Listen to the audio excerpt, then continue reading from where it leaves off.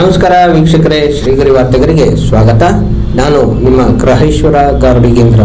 ದಿನಾಂಕ ಜನವರಿ 11, 2026ರಂದು ಮೈಸೂರಿನ Java Rotary ಸ್ಕೂಲ್ನಲ್ಲಿ ಗೋಲ್ಡ್ ಸಿಟಿ ಟ್ರಸ್ಟ್ ಮೈಸೂರು ವತಿಯಿಂದ ಉದ್ಘಾಟನಾ ಸಮಾರಂಭ, ಸಂಗೀತ ಕ್ಷೇತ್ರದಲ್ಲಿ ಸಾಧನೆಗೈದಂತಹ ಸಾಧಕರಿಗೆ ಸನ್ಮಾನ ಕಾರ್ಯಕ್ರಮ ಹಾಗೂ ವಿಕಲಚೇತರಿಗೆ ಆಹಾರ ಪಡಿತರ ಪದಾರ್ಥಗಳನ್ನು ವಿತರಿಸಲಾಯಿತು. ಈ ಸಂದರ್ಭದಲ್ಲಿ ಮುಖ್ಯ ಅತಿಥಿಗಳಾಗಿ professor doctor Mulluru Nanjundaswamy, Shriyuta Somashekhar, Abdul Shukur, Pavitra MP, Muthuraj, doctor P Shantaraja Aras ಹಾಗೂ ಮತ್ತಿತರರು ಉಪಸ್ಥಿತರಿದ್ದರು. ಇವತ್ತು ನಾವು ಅಂಗವಿಕಲರಿಗೆ ಫುಡ್ ಕಿಟ್ ವಿತರಣೆಯನ್ನು ಇಟ್ಕೊಂಡಿದ್ವಿ. ಎಲ್ಲರೂ ಸುಮಾರು 30 ಜನಕ್ಕೆ ಕಿಟ್ ವಿತರಣೆ ಆಗಿದೆ. ಜೊತೆಗೆ ಸಂಗೀತ ಸಾಧಕರಿಗೆ ಸನ್ಮಾನ ಕಾರ್ಯಕ್ರಮನ ಹಮ್ಮಿಕೊಂಡಿದ್ವಿ. ಯಶಸ್ವಿಯಾಗಿ ಇವತ್ತು ಕಾರ್ಯಕ್ರಮ ಮುಗಿದಿದೆ. ಹಾಗೂ ನಮ್ಮ ಟ್ರಸ್ಟ್ ಓಪನ್ ಆಗಿ ಇವತ್ತಿಗೆ 1 ವರ್ಷ ಆಗಿದೆ. ಹಾಗಾಗಿ ನಾವು ಟ್ರಸ್ಟ್ ಓಪನಿಂಗ್ ಉದ್ಘಾಟನಾ ಕಾರ್ಯಕ್ರಮನೂ ಹಮ್ಮಿಕೊಂಡಿದ್ವಿ. ಹಾಗೂ ಮುಂದಿನ ಕಾರ್ಯಕ್ರಮಗಳು ಅಂದರೆ ನಮಗೆ ವೈದ್ಯಕೀಯ ಕ್ಷೇತ್ರದಲ್ಲಿ ಹಾಗೂ ಶಿಕ್ಷಣ ಕ್ಷೇತ್ರದಲ್ಲಿ ಹಾಗೂ ಆರ್ಥಿಕವಾಗಿ ಹಿಂದುಳಿದಂತಹ ವ್ಯಕ್ತಿಗಳಿಗೆ ಸಹಾಯ ಮಾಡೋದಾಗಲಿ, ಇಂಥ ಕಾರ್ಯಕ್ರಮಗಳನ್ನ ನಾವು ಹಮ್ಮಿಕೊಂಡಿದ್ದೀವಿ. ಒಂದೊಂದಾಗಿ ಈ ಕಾರ್ಯಕ್ರಮಗಳನ್ನ ಕಾರ್ಯರೂಪಕ್ಕೆ ತರಬೇಕು ಅಂತ ಅಂದ್ಕೊಂಡಿದ್ದೀವಿ. ಮುಂದಿನ ದಿನಗಳಲ್ಲಿ ಆ ಕಾರ್ಯಕ್ರಮನೂ ಮಾಡಿ ಯಶಸ್ವಿಯಾಗಿ ಮಾಡಬೇಕು ಅಂತ ಅಂದ್ಕೊಂಡಿದ್ದೀವಿ. ನಾನು ಇದ್ರು ಸೋಮಶೇಖರ್ ಸರ್ ಬಂದಿದ್ದರು ಇವತ್ತು, ಹಾಗೂ ಮಾಜಿ MLA ಆಗಿರುವಂಥ ಸೋಮಶೇಖರ್ ಸರ್ ಅವರು, ಹಾಗೂ ಮುಳ್ಳೂರು ನಂಜುಂಡಸ್ವಾಮಿಯವರು ಬಂದಿದ್ದರು, ಹಾಗೂ ಇನ್ಯಾರು ಅಷ್ಟಲ್ಲ ಶುಕೂರ್ ಸರ್ ಅವರು ಬಂದಿದ್ದರು, ಹುಣಸೂರಿಂದ ಶುಕೂರ್ ಸರ್ ಅವರು ಬಂದಿದ್ದರು.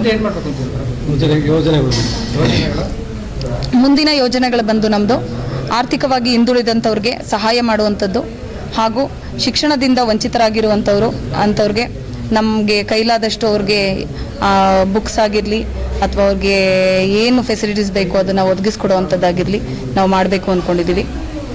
ಇನ್ನು ನಮ್ಮ ಕೈಲಾದಂತಹ ಸಮಾಜ ಸೇವೆಗಳು ಯಾವುದೇ ಬಂದ್ರೂ ನಾವು ಮುಂದಿನ ದಿನಗಳಲ್ಲಿ ಮಾಡಬೇಕು ಅಂತ ಈ ಸಮಾಜ ಸೇವೆ ಟ್ರಸ್ಟನ್ನು ಓಪನ್ ಮಾಡಿದ್ದೀವಿ. ನನ್ನ ಹೆಸರು ಪವಿತ್ರ ಅಂತ, ಅಡ್ವೊಕೇಟ್ ಆಗಿದ್ದೀನಿ. ಈ ಗೋಲ್ಡ್ ಸಿಟಿ ಟ್ರಸ್ಟ್ ಮೈಸೂರಲ್ಲಿ ಅಧ್ಯಕ್ಷೆಯಾಗಿದ್ದೀನಿ. ನಮ್ಮ ಮೈಸೂರು ಗೋಲ್ಡನ್ ಸಿಟಿ ಟ್ರಸ್ಟ್ ಇದು ಉದ್ಘಾಟನಾ ಸಮಾರಂಭನ ಆಯಿತು. ಮತ್ತು ಏನಂತಂದರೆ ಇವತ್ತು ಅಂಗವಿಕಲರಿಗೂ ಎಲ್ಲರಿಗೂ ಫುಡ್ ಕಿಟ್ ವಿತರಣೆ ಆಯಿತು, ಮತ್ತು ಇನಾಗ್ರೇಷನ್ ಆಯಿತು. ಎಲ್ಲರೂ ತುಂಬ ಖುಷಿಯಿಂದ ಇದು ಮಾಡಿಕೊಟ್ರು. ಹಾಗೆ ನಮ್ಮ ಮುಂದಿನ ದಿನಗಳಲ್ಲಿ ನಮ್ಮ ಟ್ರಸ್ಟಲ್ಲಿ ಹಮ್ಮಿಕೊಂಡಿರುವಂಥ ಕಾರ್ಯಕ್ರಮಗಳು ಅಂದರೆ ಮಹಿಳಾ ಸಬಲೀಕರಣ, ಅಂದರೆ ಮಹಿಳೆಯರಿಗೆ ಮನೆಯಲ್ಲೇ ಕೂತಿರುವಂಥವರಿಗೆ ಟ್ರೈನಿಂಗ್ಗಳನ್ನ ಕೊಟ್ಟು ಅವ್ರನ್ನ ಇಂಡಿಪೆಂಡೆಂಟಾಗಿ ಮಾಡಬೇಕು, ಅವ್ರ ಕಾಲ ಮೇಲೆ ಅವ್ರು ನಿಂತ್ಕೋಬೇಕು ಅನ್ನೋದು. ಈಗಲೂ ಅವ್ರು ನಿಂತಿದ್ದಾರೆ, ಆದರೂ ಅವರು ಹೇಗೆ ದುಡಿಬೇಕು, ಯಾವ ಥರ ಸ್ವಾವಲಂಬಿಯಾಗಿ ಅವ್ರು ಬದುಕಬೇಕು ಅನ್ನೋದು ಗೊತ್ತಾಗ್ತಾ ಇಲ್ಲ. ಸೊ ಅಂಥ ಹೆಣ್ಮಕ್ಳನ್ನ ಹೊರಗಡೆ ಕರ್ಕೊಂಡು ಬಂದು ಅವ್ರ ಕಾಲ ಮೇಲೆ ಅವ್ರು ನಿಂತು ಅವರು ಒಂದು ಒಳ್ಳೆಯ ಮಾರ್ಗದಲ್ಲಿ ನಡೆಯೋ ಹಾಗೆ ನಮ್ಮ ಟ್ರಸ್ಟ್ ಮೂಲಕ ಅವ್ರಿಗೆ ಸಹಾಯ ಮಾಡ್ತಾ ಇದ್ದೀವಿ. ಇನ್ನು ಈಗ ಟ್ರೈನಿಂಗ್ಸ್ಗಳನ್ನ ನಾವು ಹಮ್ಮಿಕೊಂಡಿದ್ದೀವಿ. ಇನ್ನು ನೆಕ್ಸ್ಟ್ ಅದನ್ನು ಪ್ರೋಗ್ರಾಮ್ನ ಆರ್ಗನೈಸ್ ಮಾಡ್ಕೋತೀವಿ. ನನ್ನ ಹೆಸರು ಮೇರಿ ಅಂತ, ಖಜಾನ್ಸಿ ಆಗಿದ್ದೇನೆ.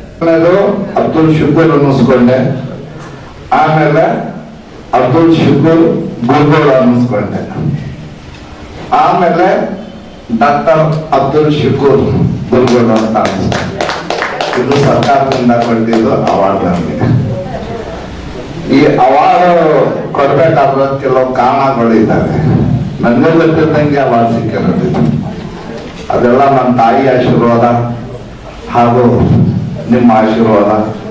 ಈ ಜನ ಕೊಟ್ಟಿರೋ ನನಗೆ ಇದನ್ನ ಭಿಕ್ಷೆ ಅಂತ ತಿಳ್ಕೊತೀನಿ.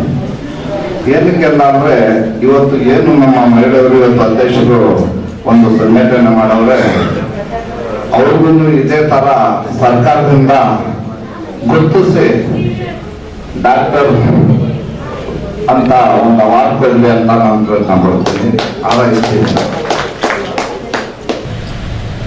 ಸಮಾಜದ ಎಲ್ಲ ಸ್ತರಗಳಲ್ಲಿ ಅವ್ರ ಪಾತ್ರಗಳಿರಬೇಕು ಅಂತಕ್ಕಂಥದ್ದು ಎಲ್ಲ ಕಡೆ ಇದು ಇತ್ತೀಚೆಗೆ ಆಗ್ತಾ ಇದೆ. ಬಾಬಾ ಸಾಹೇಬ್ ಅಂಬೇಡ್ಕರ್ ಅವರು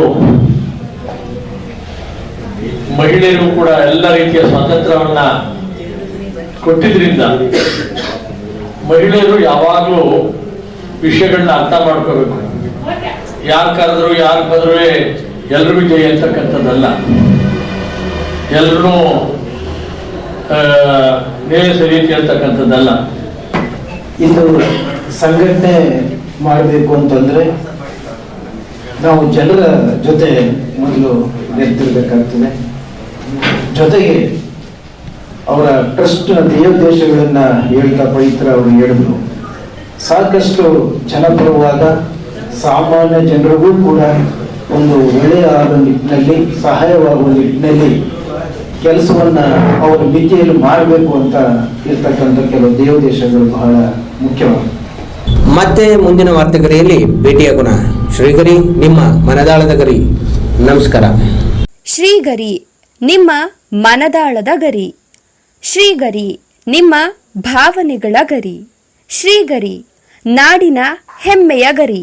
ಮನೆ ಮನಗಳ ಗರಿದು ಶ್ರೀಗರಿ, ತನು ಮನ ಧನಗಳ ಗರಿದು ಶ್ರೀಗರಿ, ವಿಶ್ವದ ದೇಶದ ನಾಡಿನ ಗರಿದು ಶ್ರೀಗರಿ. ಶ್ರೀಗರಿ ಶ್ರೀಗರಿ ಶ್ರೀಗರಿ ಶ್ರೀಗರಿ ಶ್ರೀಗರಿ, ನಿಮ್ಮ ಮನದಾಳದ ಗರಿ.